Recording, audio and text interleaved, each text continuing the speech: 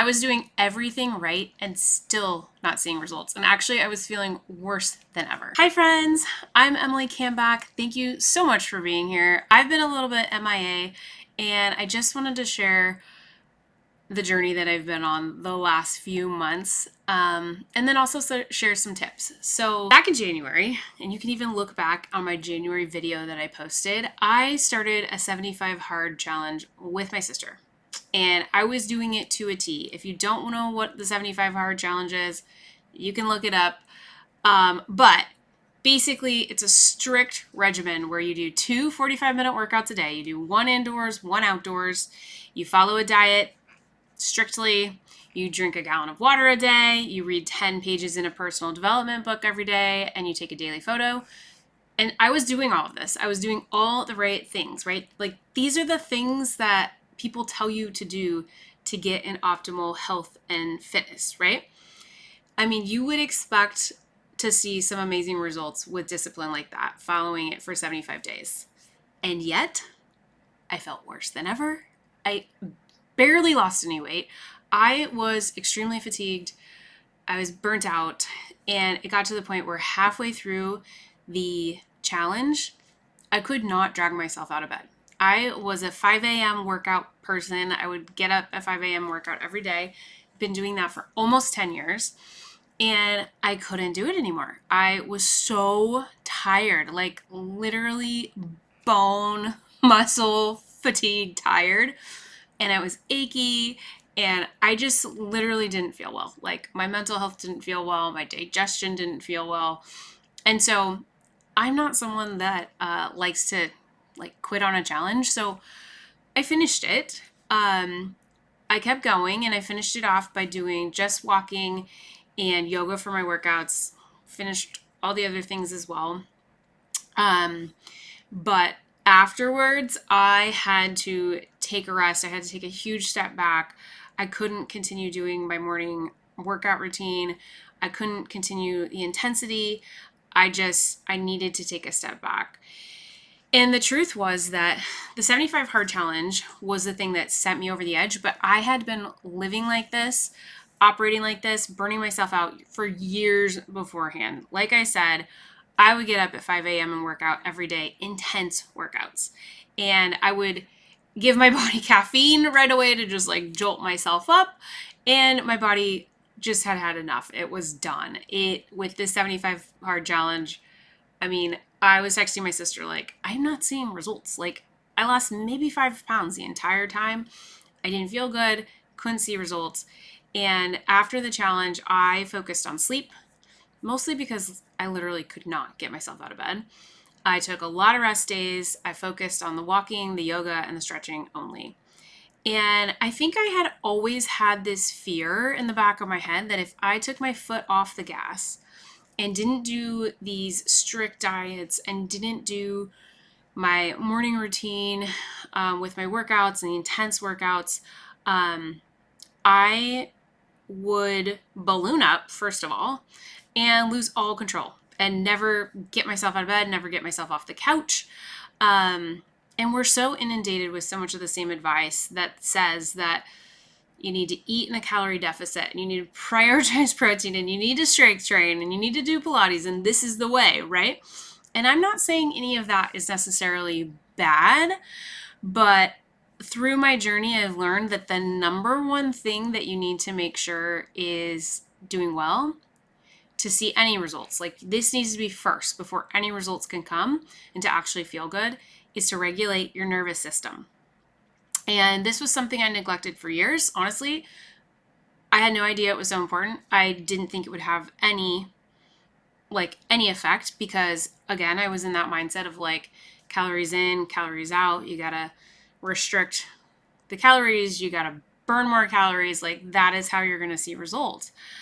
But what I didn't realize was that the nervous system has an effect on your metabolism. It has an effect on your hormones. It has an effect on your overall body and your health. And so how you're feeling, the results you're going to see, that's the foundation. So I didn't know that that's what I was doing when I first started this, but I was doing practices and things that my body were telling me I needed to do, like sleep, lay off the workouts, be a little gentle on myself, was regulating my nervous system and getting back to like a homeostasis, if you will, for the body. I'm not going to go into all of the scientific details in this video, but having a chronically regulated nervous system has a significant impact on your health, like I felt. And it can show up in many different ways. So it can feel like that fatigue, the muscle tension, having digestive issues, hormonal balances. So hormones like cortisol, which regulate your stress, insulin, leptin, ghrelin, that are your hunger and fullness controls. I mean, all of those things have an impact when your nervous system is not regulated. It can cause chronic inflammation and pain, which can lead to a lot of chronic illnesses, increased anxiety, depression, irritability, brain fog, poor memory, difficulty concentrating, sleep disturbances, emotional eating or loss of appetite, and substance use to self-soothe. So for me, the substance uses were caffeine and wine, both of which I have now stopped, but those were things that I was also just kind of leading me in this cycle, in this spiral of being completely dysregulated. And then the last one is burnout and disconnection. So we can burn ourselves out, and then we can also feel like we don't want to like get out and be with our friends or have those social events. And being with people is something that can also really regulate your nervous system.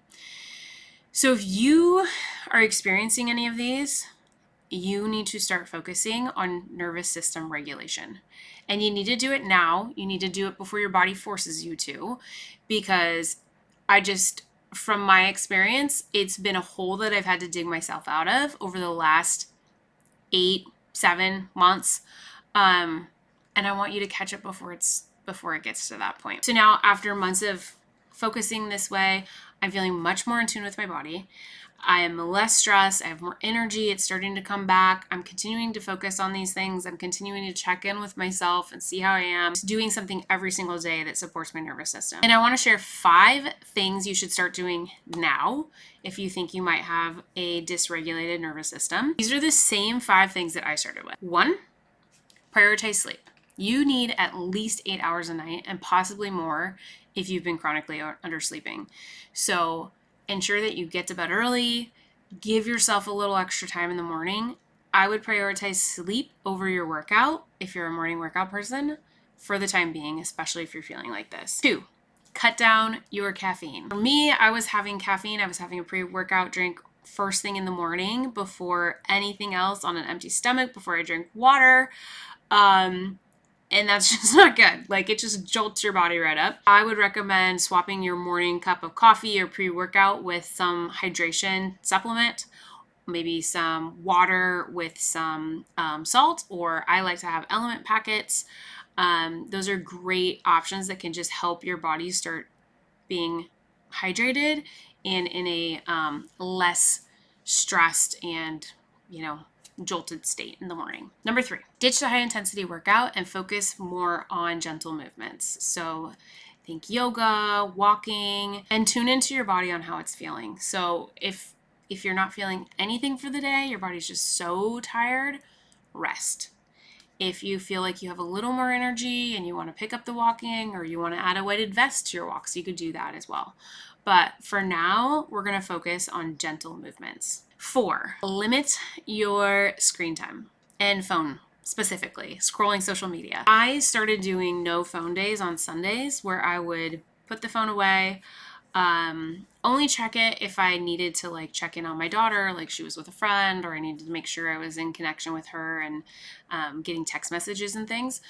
But otherwise, take an entire day, 24 hours, to put your phone away and focus on being present with your family, your friends, whoever you're with. Actually insane. It's going to be enlightening to how many times you reach for your phone, how many times you want to look up information, like random things. But you're going to start to feel so much less stressed, more regulated, and just in tuned. And I will say too, also implement not having a phone before bed, at least an hour before bed. No phone first thing in the morning. If you can, hold off an hour. And put your phone somewhere else besides your bedroom. Maybe get an old school alarm clock if it's currently your alarm clock and it's a temptation for you. Get an old school alarm clock, keep your phone in another room, and give yourself that physical boundary so that you stick with it. Number 5, and my final tip, is to create a self-care routine. So all of the above tips that we just talked about can be considered self-care and should be considered self-care, but adding in just a little something extra that says that you're taking care of yourself, you love yourself, you're nourishing yourself, you're giving yourself what it needs is important as well. So for me, this looked like taking Epsom salt baths weekly or a few times a week, using the sauna at my gym, ensuring every night that I took off my makeup and I did my skincare routine. I also bought a red light therapy mask to add in, booked massages for myself, chiropractor, acupuncture appointments. I did some dry brushing. These all, again, send signals to your mind and your body that you're taking care of yourself and you're nourishing yourself. And all of that is going to help regulate your nervous system and get your body back into a more homeostasis state where you feel energetic and you feel like you're able to then take things to another level. So if you relate to my story, please drop me a comment below. I also created a free guide that has a few of these tips and a few more where I share 5 simple tips to help you feel better. I'll drop the link below in the video description so you can grab that. But if you found this video helpful, I would love if you would like and subscribe, and I will see you next time.